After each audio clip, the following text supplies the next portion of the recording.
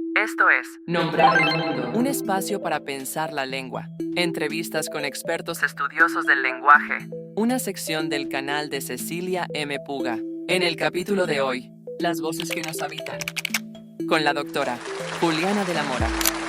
Bienvenidas y bienvenidos a Nombrar el Mundo, una sección del canal donde conversamos con especialistas del lenguaje para entender algo fundamental, cómo las palabras no solo describen la realidad, sino que la construyen.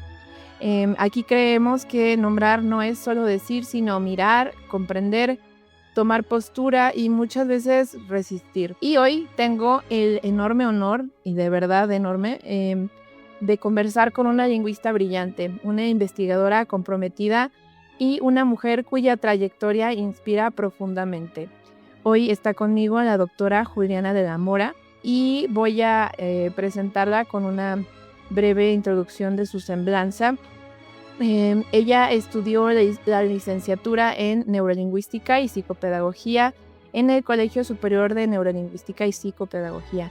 Es maestra en lingüística por la The University of Alberta y doctora en lingüística hispánica por The Ohio State University. Actualmente es investigadora y profesora en la Facultad de Lenguas y Letras de la Universidad Autónoma de Querétaro.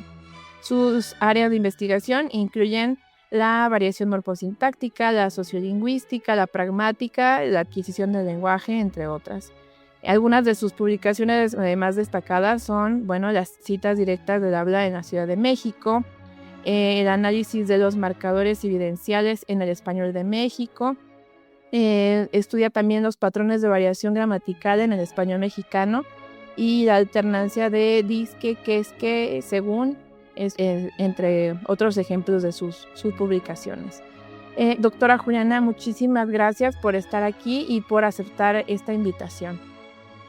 Muchas gracias, Ceci. La verdad es que gracias a ti porque me da muchísimo gusto estar aquí, compartir y divulgar un poquito del quehacer de los lingüistas en otros ámbitos, además del académico. Muchas gracias, Ceci.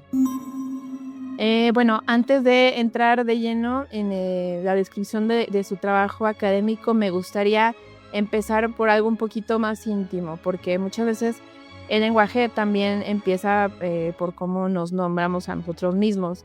Y la primera pregunta que quisiera hacerle es, ¿qué significa su nombre y si conoces si hay alguna historia detrás de él? Gracias. Mira, la verdad es que como que la única historia que sé de mis padres es que estaban indecisos entre Juliana y Jimena. Los dos nombres les parecían a ambos que eran nombres que tenían mucha fuerza, ¿no? Que no tenían estos diminutivos comúnmente. Y mi mamá había tenido una experiencia con una persona que se llamaba Jimena y entonces decidieron que Juliana era el nombre. Y la verdad es que siempre ha sido un nombre con el que me identifico plenamente, ¿no? Creo que es un nombre que tiene lo que soy. Sé que hubo una reina en Holanda que se llamaba Juliana. Sé que es un nombre muy común en Brasil, ¿no? Porque muchas veces, antes cuando existía Skype, me escribía la gente y me preguntaba que si era de Brasil, y después lo entendí que era por el nombre. Creo que el no ser un nombre muy común, creo que también eso es algo que me gusta, ¿no? Creo que da, cierta unicidad, ¿no? Lo que dices creo que es muy importante, ¿no? El nombre es fundamental y a mí creo que, le dieron al clavo con mi nombre, a pesar de que no sé mucho la historia y que sé que era Juliana o Jimena, la verdad es que creo que es un nombre que nombra bien lo que soy. La siguiente pregunta en relación a esto sería, ¿hay alguna palabra que hoy, que no sea precisamente la favorita, sino una palabra que hoy en día le resuene, que le diga algo? Yo creo que hay dos y son resiliencia y acompañamiento. Creo que son dos palabras que han sido como muy importantes durante toda mi vida. En particular, yo creo que en la vida académica, ¿no? Que me parece fundamental que estemos conscientes todos de esta capacidad que tenemos de sobreponernos ante las adversidades de cualquier tipo que sea. Y la otra del acompañamiento, ¿no? Porque creo que ser mujer, uno de los riesgos que corremos a veces las mujeres con carácter fuerte es que queremos hacerlo todos nosotras solas y nos ponemos la capa de supermujer y a veces se nos olvida que no estamos solas, ¿no? Que hay una red de acompañamiento que puede ser sumamente buena y que pues hay que dejarse acompañar, ¿no? Que creo que la independencia de la mujer y el acompañamiento no tendrían por qué estar peleados, entonces son esas dos, la resiliencia y el acompañamiento, y que van conmigo, creo que siempre, tanto en el ámbito personal como en el ámbito profesional, están, pues, creo que siempre resonando en mi mente. Bueno, para entrar un poquito en materia en cuanto a la lingüística, todo recorrido intelectual tiene un punto de partida, a veces muy claro y otras veces pareciera invisible, ¿no? Hasta que miramos hacia atrás. Al respecto, me gustaría preguntarle cómo es que llega usted a la lingüística, cómo es que se encuentra con este mundo tan extraño, tan único. Yo cuando salí de la preparatoria tenía muy claro que, bueno, la verdad que yo pensé que tenía algo claro, pero en realidad no era nada claro, porque me gustaban las humanidades y me gustaban las ciencias, ¿no? Yo quería estudiar medicina, quería ser neuróloga, quería estudiar psicología, me gustaba mucho la docencia. Y la verdad es que era como constantemente esta, pues para mí pelea medio interna, ¿no? Entre quiero hacer humanidades, pero me gustan mucho las ciencias. Y en el transcurso de la preparatoria, mi papá daba clases en una escuela de neurolingüística y psicopedagogía y me llevó a conversar con una de sus estudiantes que me platicó un poco de una carrera de la que yo desconocía, ¿no? Y que era, pues es una licenciatura en terapia del lenguaje y aprendizaje, psicopedagogía, ¿no? Y entonces, revisando, yo ya había hecho el examen a la UNAM, había entrado a psicología y estaba decidida que quería hacer psicología educativa. Y cuando fui con esta chica a platicar, dije, híjole, esto es lo que quiero, ¿no? Había materias de neurología, había neurofisiología, había materias de psicología, había materias de lingüística. Entonces era como la carrera con la que había soñado siempre, sin saberlo, me parece. Y bueno, empecé en esa licenciatura y bueno, pues era un trabajo en el que justamente iban de la mano cuestiones como la pedagogía, la neurología, la lingüística, y había mucho trabajo con niños, ¿no? Porque, digamos, al final la formación que teníamos en esa licenciatura era para ser terapeutas de lenguaje o maestras de educación especial. Y sobre la marcha, cuando estaba ahí, la verdad es que pues fui terapeuta de lenguaje mucho tiempo, que es un trabajo pues clínico, ¿no? Trabajar con los niños, tenía un consultorio, pero no me acababa de llenar. Siempre estaba el gusanito de la investigación, que quería saber más por qué pasaban las cosas, por qué todos los niños pasaban por un proceso tan similar en el aprendizaje del lenguaje. Y entonces hice una tesis en la licenciatura sobre fonología infantil. Y ahí fue cuando empecé ¿no? Digamos, mi camino en la investigación y en la lingüística. Trabajé mucho tiempo haciendo trabajo como terapeuta de lenguaje, pero pues sabía que la terapia del lenguaje no era lo que me llenaba por completo, que me faltaba algo. Y entonces fue cuando decidí hacer una maestría en lingüística en Canadá. Y incluso en la maestría trabajé con cuestiones de lenguaje infantil, ¿no? Y bueno, pues la verdad es que desafortunadamente la academia no me dejaba hacer academia, docencia y clínica porque, ¿no? La adquisición del lenguaje, los trastornos del lenguaje es algo que me apasiona y que me encantaría volver a hacer. Pero bueno, al final, pues entré a la parte de la investigación del lenguaje infantil y pues encontré ahí lo que me hacía feliz y me llenaba por completo. Pero fue algo muy curioso porque después ahí fue cuando entré a la lingüística de lleno, ¿no? Cuando hice la maestría en Canadá y trabajaba con lenguaje infantil. Y después en el doctorado yo seguí esta línea de lenguaje infantil para mi tesis doctoral, pero en el doctorado tomé una clase de pragmática y me enloqueció y dije, esto es lo que quiero hacer.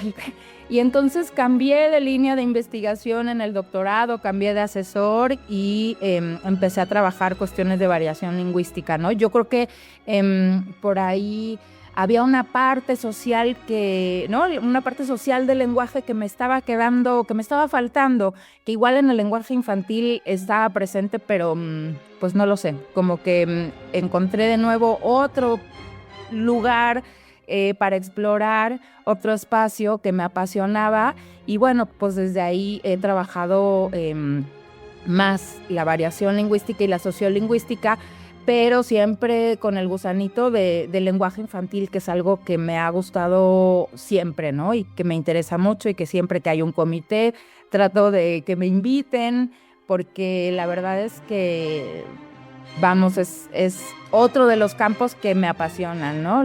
Y ahora que hago sociolingüística también es como ver la sociolingüística, pero con la mirada hacia los niños, ¿no? Es algo que creo que por ahí tengo pendiente, y pues espero que en algún momento pueda hacerlo también, Ceci. Y me encanta justamente porque la idea inicial de esta entrevista era pues abarcar el perfil desde la sociolingüística, pero cuando me meto a investigar sobre su historia como investigadora y todo esto, y veo este background que hay de psicolingüística, yo quedé impactada, porque digo, wow, o sea, es un perfil súper interesante en la lingüística, porque tiene muchos frentes, ¿no? Y la verdad es que me encantaría incluso pensar en una segunda entrevista para abarcar esta parte de la psicolingüística, que también es tan interesante.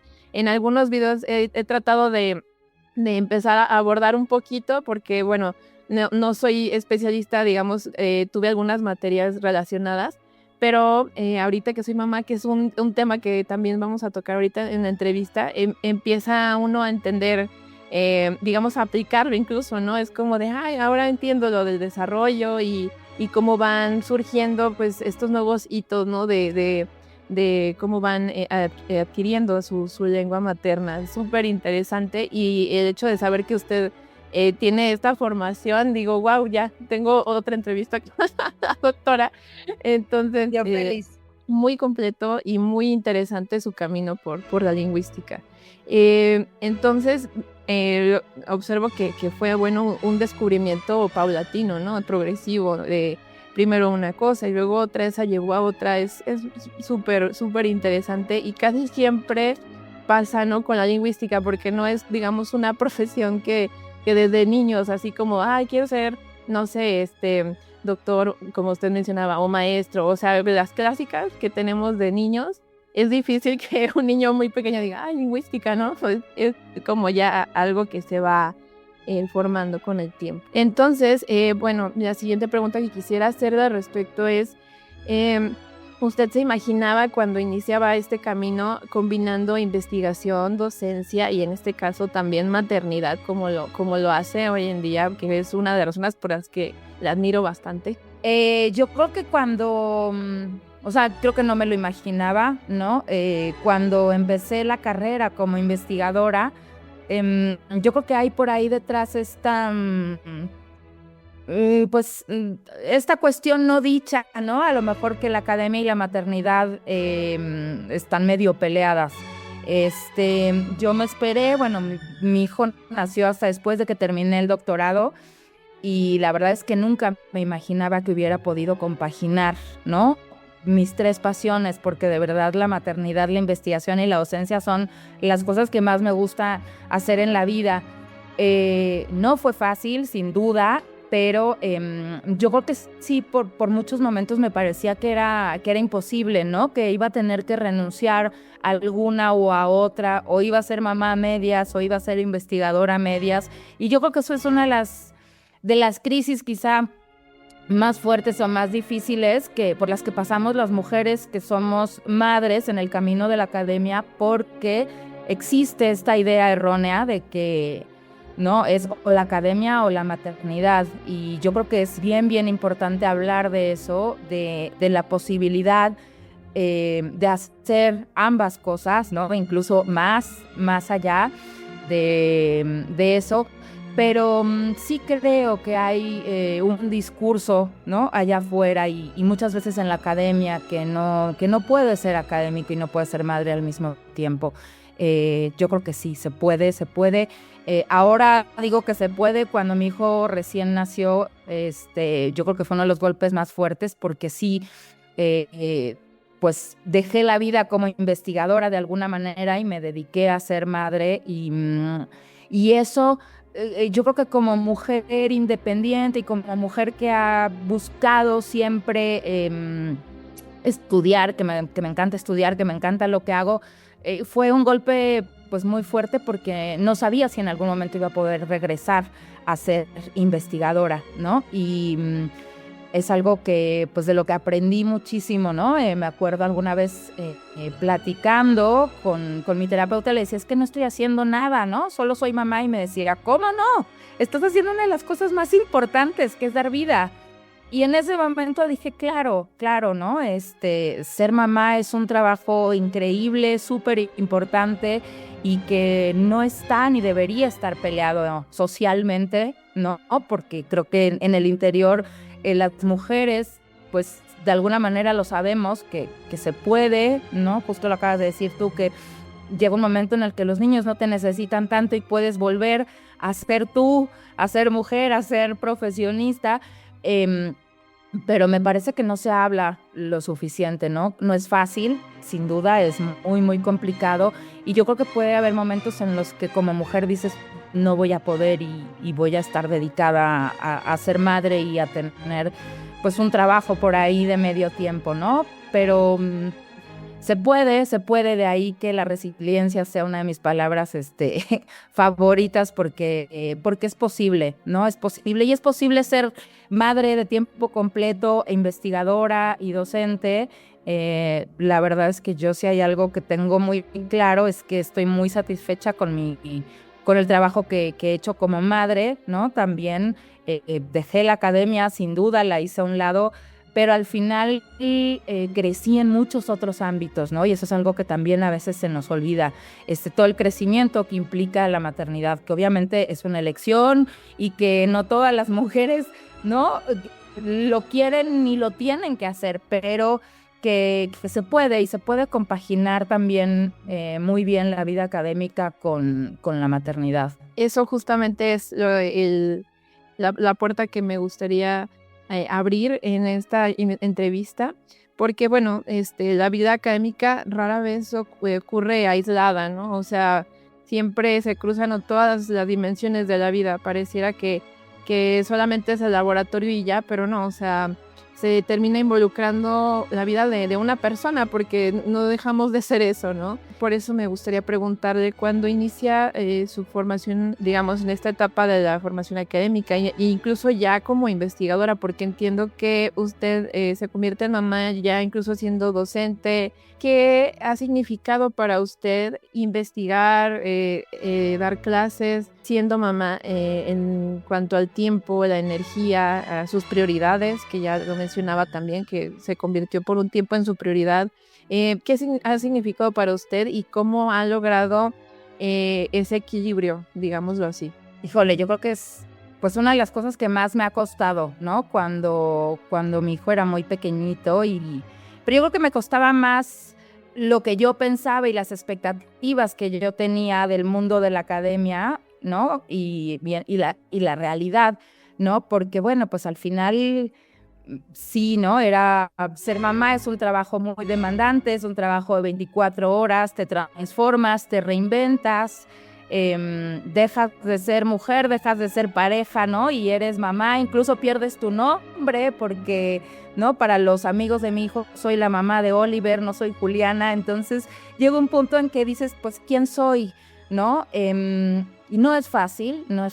Yo creo que sí hay un desgaste físico, emocional enorme que viene con la maternidad, y que bueno, pues la academia también requiere mucho tiempo, mucha dedicación, pero yo creo que para mí algo muy importante fue que siempre tuve claro que estaba haciendo algo importante, ¿no? Que la maternidad no era una pérdida de tiempo, y que eso era parte también de mi ser, persona, mujer, académica, en fin, y creo que me nutrían muchos otros aspectos, ¿no?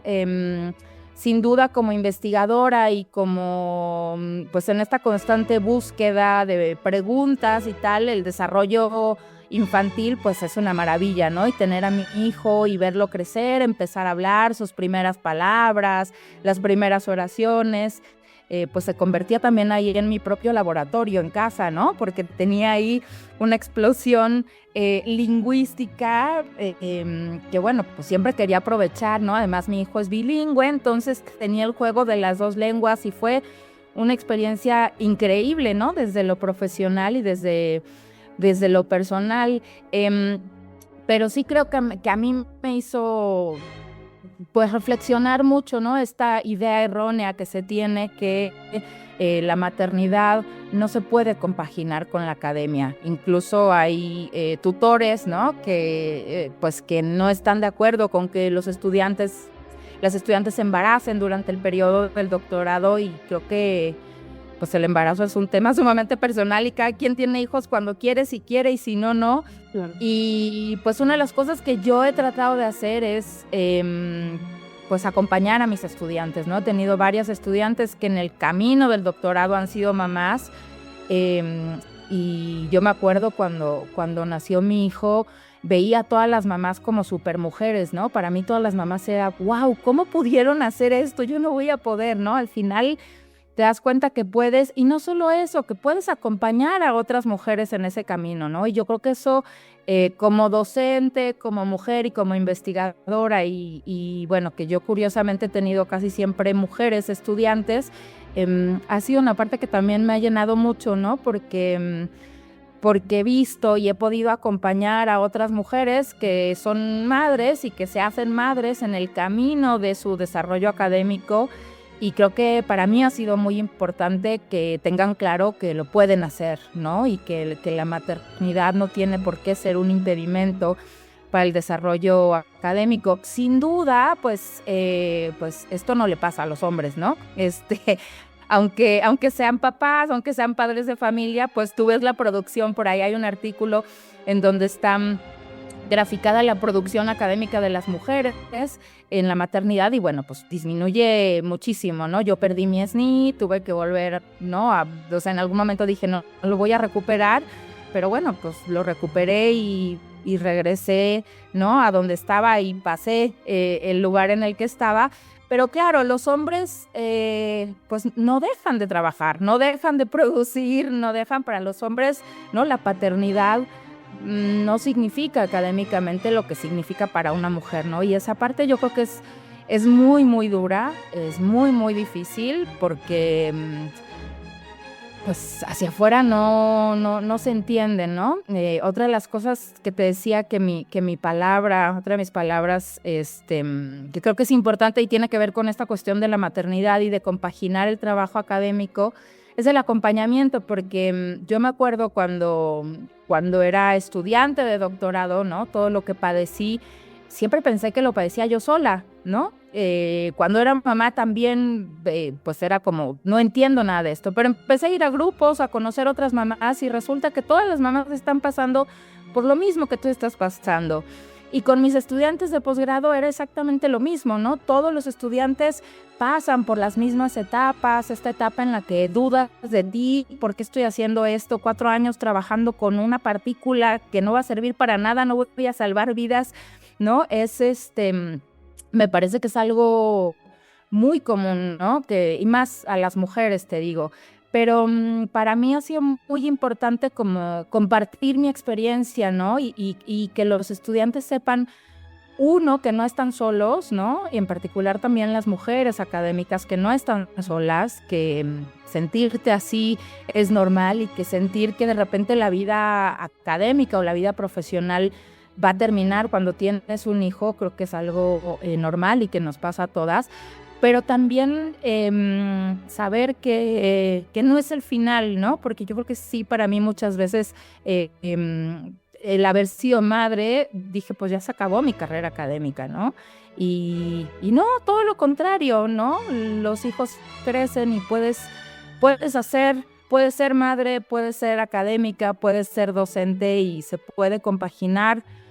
De nuevo, no es una tarea fácil, pero creo que hay una obligación de la sociedad también, ¿no? De acompañarnos entre nosotros, y yo creo que es algo que a mí me ha preocupado mucho, poder acompañar a mis estudiantes en este proceso y que el posgrado no se vuelva, o el camino, ¿no?, temprano a la investigación no sea este camino de terror, ¿no?, en el que el asesor es esta figura que castiga, que no quieres ver a tu asesor, que te escondes, ¿no? Para mí tiene que ser todo lo contrario, ¿no? El asesor tiene que ser una figura que acompaña, que entiende, que ya pasó por eso, y que creo que tejer redes de apoyo en estos ámbitos es súper, súper importante, ¿no? Y más entre mujeres en estas etapas de maternidad y de desarrollo profesional. Yo creo que las redes entre nosotras son fundamentales, ¿no? Para saber que no estamos solas, ¿no? Y que hay mucho de dónde podernos apoyar, ¿no? Te digo, esta idea de la mujer independiente que tenemos, pues muchas mujeres, de yo puedo sola con todo, pues de repente también es muy desgastante, ¿no? Y decir, hay gente, hay una red de apoyo, y no soy la primera que ha vivido esto y la primera que ha pasado por esto, y se puede, ¿no? De nuevo, pues sí, no es un camino fácil, pero es un camino sumamente satisfactorio, ¿no? Y como mujer, con todos los, digamos, impedimentos, o con todas las diferencias que hay allá afuera en el trato con las mujeres, en la maternidad, y con los hombres en el desarrollo profesional, creo que también es pues un espacio que puede dar mucha satisfacción, ¿no? Poderlo hacer y compaginar. Me llamó muchísimo la atención, tengo que decirlo, el hecho de, yo no sabía esto, que había perdido su SNI y que incluso después lo supera. Creo que también es algo muy simbólico, porque muchas veces, no todos los casos son iguales, pero hay veces en las que hasta termina uno sintiéndose como culpable, ¿no? Así como de, ay, sí es cierto, ¿por qué ahorita? ¿Por qué me hubiera esperado más? O no sé, pero después, ya en el proceso, incluso así como le pasó con lo del SNI, decía que era algo muy simbólico, porque a veces hasta uno despega más. Digo, todos los casos son distintos, pero hay veces en las que se convierte eso en una inspiración, ¿no? Para incluso llegar a ser todavía más de lo que éramos antes de ser madres. Y eso pues me parece muy, muy valioso. ¿Qué cosas diría usted que son las que no se mencionan lo suficiente respecto a compaginar estas dos facetas de ser mamá e investigadora? Algunas que le gustaría mencionar, que le gustaría también que conocieran quienes nos están escuchando y son mamás y les gustaría ser investigadoras. ¿Cuáles cree que son estas cuestiones que no se mencionan normalmente? Yo creo que la primera, por ahí lo dijiste, ¿no? El no sentirse culpable. O sea, el mundo no acaba con la maternidad. Empieza una etapa distinta y hay que asumirlo como tal, ¿no? Y las cosas cambian y no vuelves a ser la misma. Una vez que tienes un hijo, pues no hay vuelta atrás, ¿no? Pero yo creo que una de las cosas que no se dicen y que a mí sí me importa dejarlo muy claro es que no están peleadas, ¿no?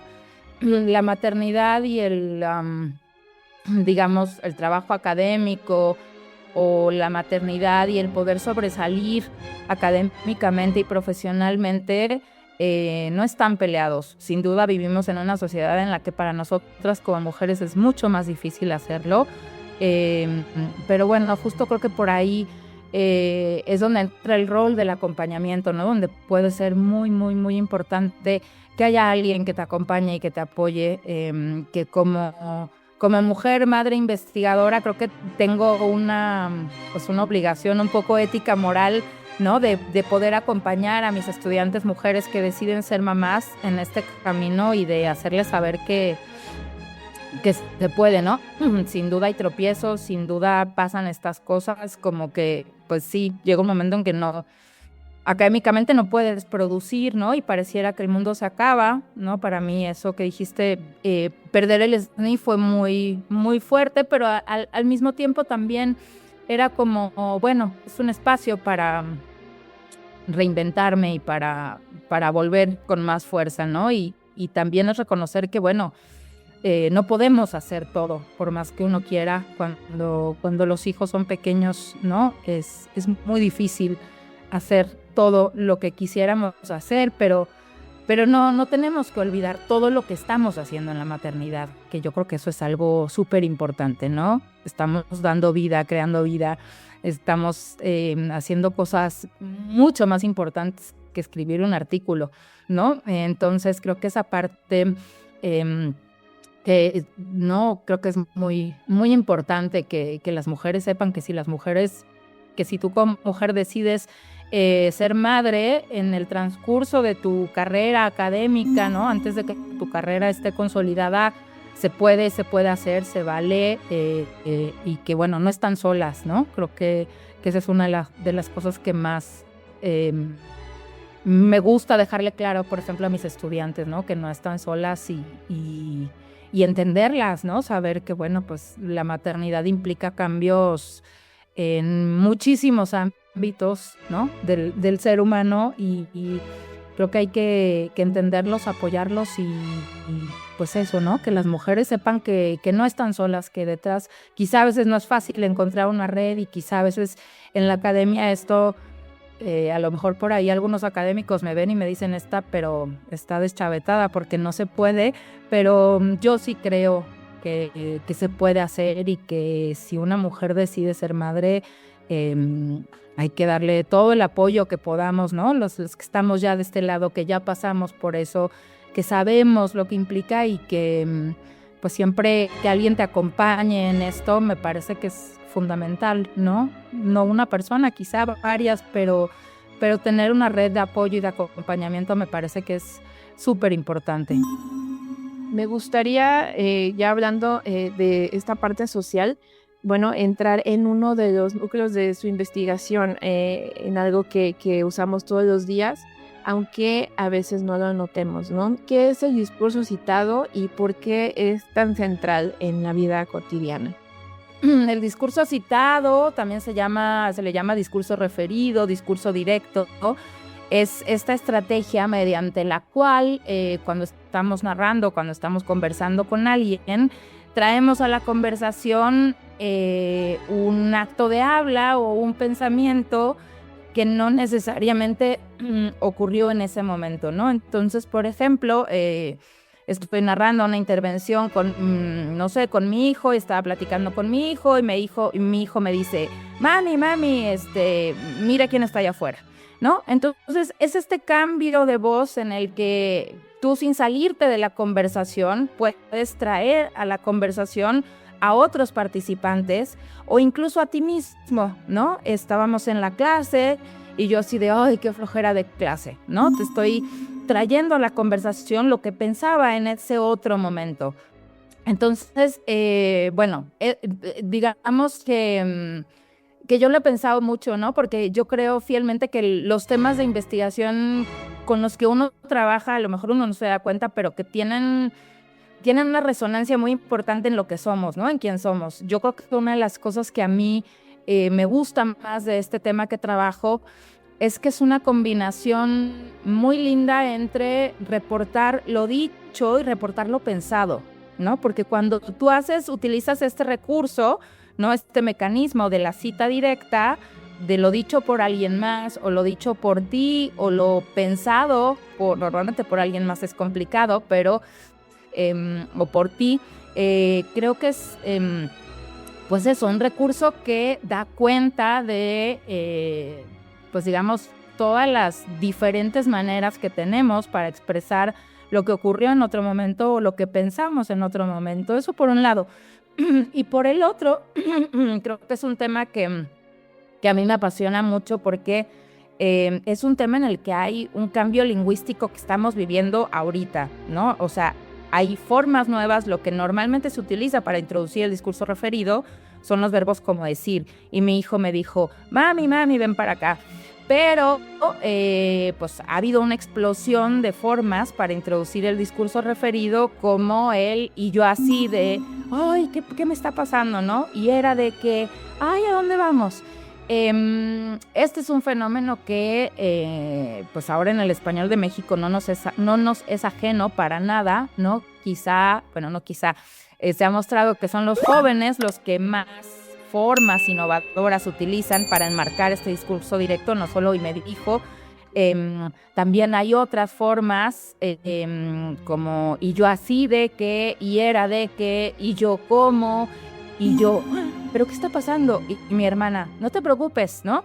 Entonces hay como muchos elementos lingüísticos que se repiten, ¿no? Y cuando uno empieza a ver por qué usamos así, por qué usamos como, tiene todo el sentido, ¿no? Porque cuando tú dices y yo así como, lo que le estás diciendo a tu interlocutor es que es una aproximación a cómo se dijo o a cómo se pensó, ¿no? El así y el cómo, los dos pueden funcionar como aproximadores, ¿no? Porque no es tal cual lo dicho. Cuando reportas lo dicho por ti o por algo, pues sin duda no lo vas a reportar de la misma manera. Entonces, una de las cosas que a mí más me apasiona es cómo utilizamos estas formas para decir sin decirlo. Esto que viene, no lo dije yo, lo dijo alguien más y no fue necesariamente así tal cual, ¿no? Y mi hermana así de, ya vete para acá.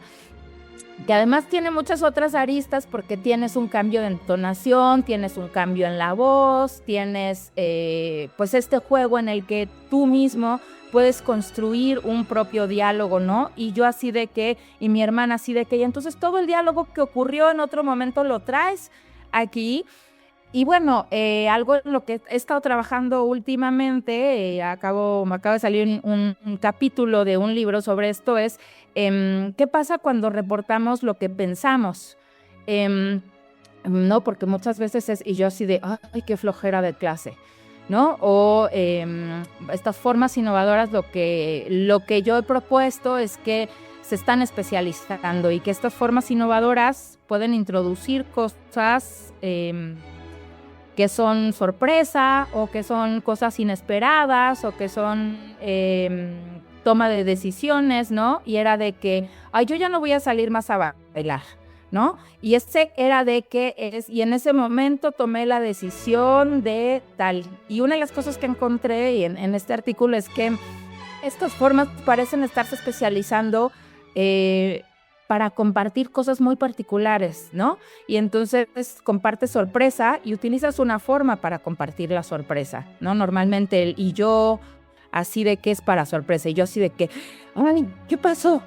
¿No? Entonces, bueno, creo que es un tema, la verdad es que llevo muchos años trabajando con el tema, pero curiosamente es un tema que no se agota, ¿no? A veces en la investigación nos pasa.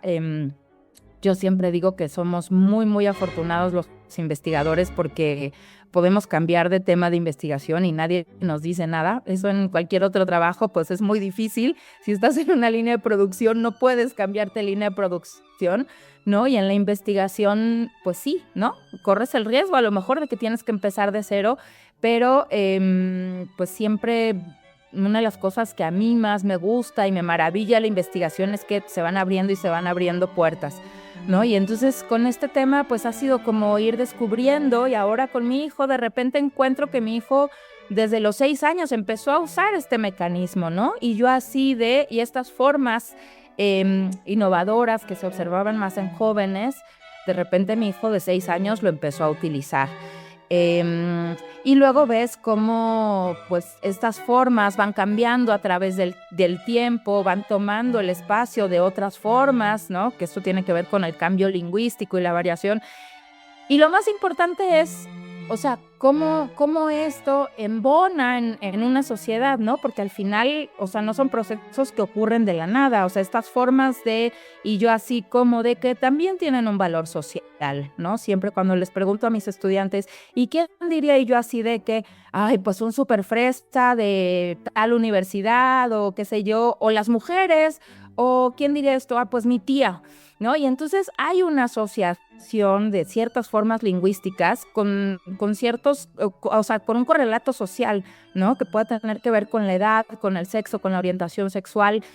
Y esto a mí me maravilla, ¿no? Porque siempre pregunto y al unísono, ¿no? La respuesta de todos es siempre la misma y les digo, ven, ¿no? Si ustedes escuchan la palabra jaletina o si escuchan la palabra voy a hacer una fiestecita para mi amiguito, me dicen pues es la tía o es la mamá y siempre son mujeres de cierto grupo de edad. Entonces, pues esa parte creo que es otra de las partes que me apasiona y no solo el tema con el que trabajo, ¿no? Sino de la sociolingüística, poder ver cómo lo social está ahí siempre, aunque no lo veamos, pero está en nuestras actitudes, en las palabras que escogemos, en las palabras que no decimos, ¿no? Al final, la lengua es identidad, ¿no? Entonces, de la manera en la que hablamos, las cosas que decimos o no decimos, cómo lo decimos, refleja quiénes somos, pero también refleja quiénes no somos, ¿no? Con quién nos identificamos, cómo nos adaptamos. Yo hablo muy distinto cuando hablo por teléfono y pido un servicio, ¿no? Mi tono de voz cambia completamente.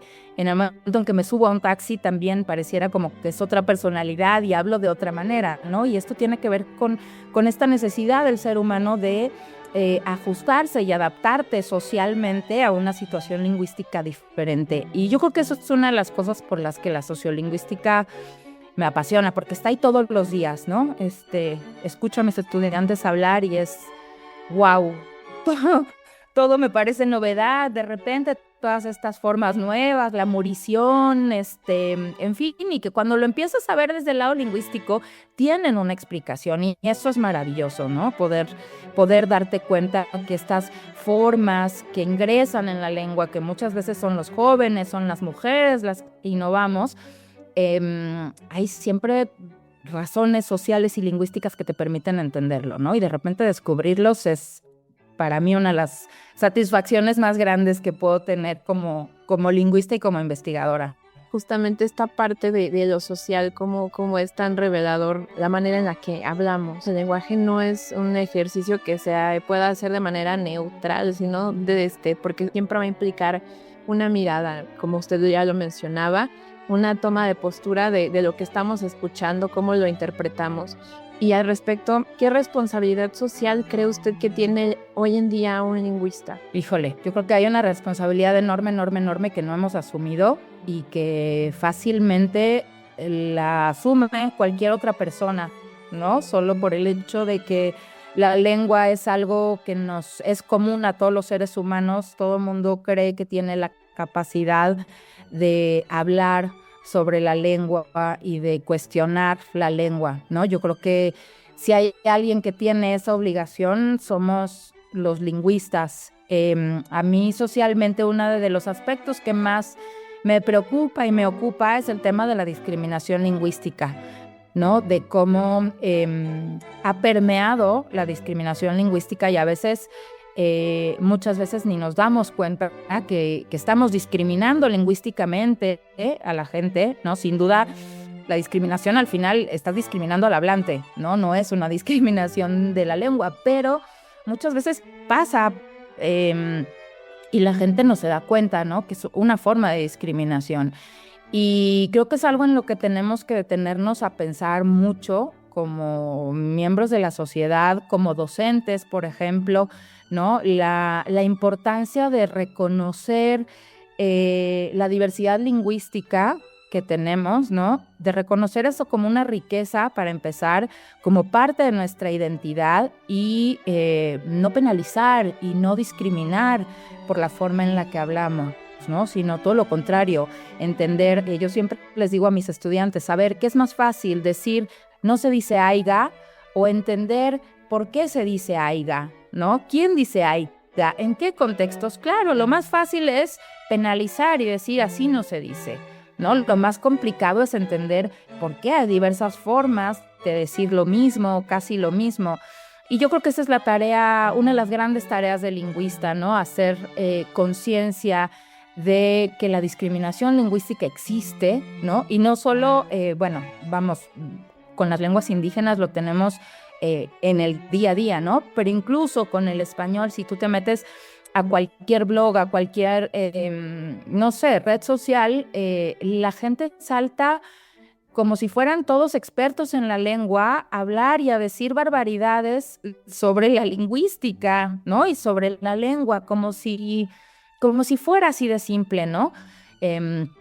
Entonces, bueno, cuando mis estudiantes normalmente cuando toman la clase sociolingüística es un parteaguas que a mí me gusta mucho porque no les caen muchos veintes y les digo, es que no tienen por qué pelearse con la gente allá afuera. Nuestra chamba no es pelearnos, nuestra chamba es compartir esa información que la gente no tiene, ¿no? Y que a lo mejor, pues sí, nos toca a nosotros hacer esa chamba, nos toca a nosotros hablar con los docentes, ¿no? De las escuelas primarias y decirles que la importancia de reconocer como parte de nuestros niños que la forma de hablar manifiesta quiénes son, ¿no? Que en su comunidad se puede hablar de esa manera, se habla de esa manera y que eso es parte de nuestra identidad, ¿no? Más allá de penalizar las formas lingüísticas, yo creo que la tarea que tenemos más grande es entender que así como podemos vestirnos diferente, llevar el cabello diferente, también hablamos diferente, ¿no? Y que es,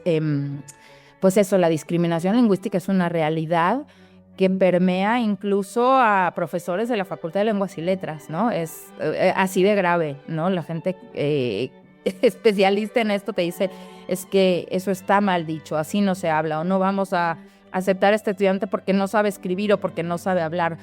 A ver, es un hablante bilingüe, su primera lengua es el chatino, no es el español, mira, ¿no? Creo que también el tema del bilingüismo con las lenguas indígenas es otro tema que por ahí toca, pues de alguna manera del que toca hablar, ¿no? Porque reconocemos el bilingüismo como el bilingüismo con el inglés, el alemán y el francés, pero tenemos un montón de estudiantes que son bilingües, hablantes de otras lenguas y que el español es su segunda lengua, ¿no? ¿Y por qué no tenemos estas consideraciones? Entonces yo creo que hay ahí un trabajo de difusión, de divulgación súper importante, súper necesario, ¿no? Porque, bueno, de alguna manera, pues, todos fuimos educados en esta escuela de hablar bien y hablar mal, ¿no? Yo creo que no hay quien no haya escuchado en su vida, así no se dice o eso está mal dicho. Y yo creo que eso, pues eso, hay una tarea ahí súper importante y me parece que de alguna manera algunos colegas quizá no están de acuerdo, pero yo sí creo que como lingüistas sí tenemos una responsabilidad social con compartir este tipo de información. Resaltar lo importante que es la diversidad. Por mencionar un ejemplo, ¿no? Las personas nacidas en Estados Unidos que tienen como segunda lengua el español y no lo terminan de pronunciar de manera nativa porque precisamente no son nativos, al igual que estas personas de las comunidades indígenas. Y hay una manera muy distinta de ver a estos dos grupos de hablantes. Digo, el caso de Estados Unidos es el caso típico, ¿no? Vas a Estados Unidos y tú ves a alguien y dices, bueno, pues, ¿no? Fisionómicamente es mexicano, pero no habla nada de español. Y entonces lo primero que pensamos es, qué horror, ¿cómo es posible que no hablen español? Claro, pero no nos detenemos a pensar todo lo que sufrieron sus padres por no hablar inglés, ¿no? Y todo lo que implica en esas comunidades hablar español. Y entonces muchas veces es la decisión de los padres por salvaguardar la integridad de los hijos y por decir, a ver, yo no quiero que a mi hijo lo discriminen por hablar español, ¿no? Y entonces que solo aprenda inglés y le vamos a enseñar solamente inglés. Y lo mismo pasa con las lenguas indígenas, ¿no? Yo no quiero que mi hijo sea discriminado. Esta idea de las lenguas indígenas no sirven para nada y creo que ese es otro ámbito en el que los lingüistas tenemos un papel muy importante, ¿no? Y es para empezar a reconocer la importancia de toda la diversidad lingüística que tenemos en México, ¿no? Y de todo lo que se pierde cuando se pierde una lengua. De todo lo que una lengua no son nada más palabras, sonidos, ¿no? Estructuras, o sea, una lengua es muchísimo más allá de eso. Entonces yo creo que hay ahí una tarea muy importante, ¿no? Los lingüistas, los docentes en reconocer y en entender también la realidad social de nuestro país, ¿no? O sea, entender y romper, ¿no? Con esos paradigmas también de te digo, ¿no? En las universidades, en la UAC, apenas ahora vamos a tener a nuestra primera estudiante de doctorado hablante de una lengua indígena, hablante de español como segunda lengua, y antes no existía la posibilidad de que se considerara una lengua indígena como tu segunda lengua, como tu primera lengua. Normalmente te hacen un examen, ¿no? Te piden otra lengua que hables, y claro, tenemos estudiantes hablantes de lenguas indígenas y decimos, pues, que haga el examen en zapoteco, ¿no? Sobre el zapoteco, que haga... eso no lo teníamos antes, ¿no? Ahora lo logramos en la facultad y ha sido posible, y creo que son algunos de estos pequeños avances que pueden hacer la diferencia, ¿no? Entonces creo que sí es sumamente importante también hablar de estos temas y entender la realidad social de nuestro país y de nuestros estudiantes y de la gente que nos rodea. Para cerrar, y pensando especialmente, bueno, en quienes nos escuchan y son mamás o son personas que les gustaría investigar, que les interesa la lingüística, que empiezan a sentir curiosidad por ello, ¿qué les gustaría dejarles el día de hoy para cerrar con esta entrevista? Pues yo creo que primero que la maternidad no está peleada con el desarrollo profesional, no es algo fácil, pero es algo que se puede hacer. Que busquen acompañamiento, creo que las redes de apoyo entre mujeres, con gente que ha pasado por lo mismo que uno ha pasado, creo que es fundamental, ¿no? Tener una red de apoyo. Y bueno, pues que, vamos, la maternidad sí te cambia de por vida, pero también la maternidad puede ser un espacio para reconstruirte desde otro lugar, ¿no? Y la maternidad, yo creo que tenemos que dejarla de ver como esa tarea en la que las mujeres no hacemos nada. Las mujeres hacemos muchísimo, muchísimo, muchísimo siendo mamás, ¿no? Y es en muchos ámbitos. Y yo creo que la maternidad es un trabajo muy poco reconocido y al que tenemos que darle el valor justo, ¿no? Por todo lo que implica ser madre y al mismo tiempo, pues, tratar de ser profesionista. Yo creo que, pues nada, ¿no? Les diría que no renuncien a esto, que es posible ser madre, es posible ser académica y ser feliz y ser buena mamá, o por lo menos intentarlo.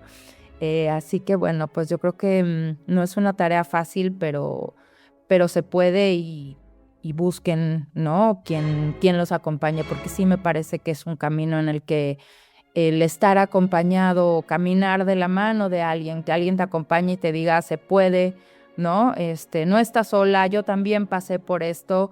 Yo creo que eso da un respiro muy, muy grande, ¿no? Saber que no somos las únicas que pensamos que esto no es posible, que no somos las únicas que pensamos que nuestra carrera profesional acaba con la maternidad, ¿no? Es algo sumamente común, pero cuando escuchas otras voces, otras historias y ves que no es imposible, que es difícil, pero que se puede hacer, yo creo que esto es sumamente importante. Y te agradezco muchísimo, Ceci, por haber abierto este espacio, porque bueno, es un tema del que se habla poco, y creo que es muy, muy importante, ¿no? Como mujer, como académica, como docente, como madre, yo creo que en todos esos ámbitos resuena, y es importante saber que no estamos solas, ¿no? Que muchísimas mujeres están pasando por lo mismo que estamos pasando, y que pues el camino puede ser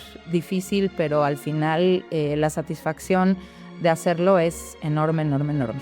Así que muchas gracias, Ceci. Muchas, muchas gracias. Doctora, muchas gracias a usted por estar aquí, por compartir su tiempo, su experiencia, y gracias por su aporte enorme a la lingüística, y también por ser un referente para las mujeres madres investigadoras, por mostrar que pensar, investigar y maternar no solo pueden coexistir, sino enriquecerse y dialogar entre sí. Y a quienes nos están viendo, si te gustó esta entrevista, suscríbete, compártela y sigan esta bonita serie Nombrar el Mundo. Nos vemos en el próximo capítulo, y muchas gracias, doctora, una vez más. Muchas gracias, Ceci. Gracias a ti. Esto es Nombrar el Mundo, un espacio para pensar la lengua. Entrevistas con expertos estudiosos del lenguaje. Una sección del canal de Cecilia M. Puga.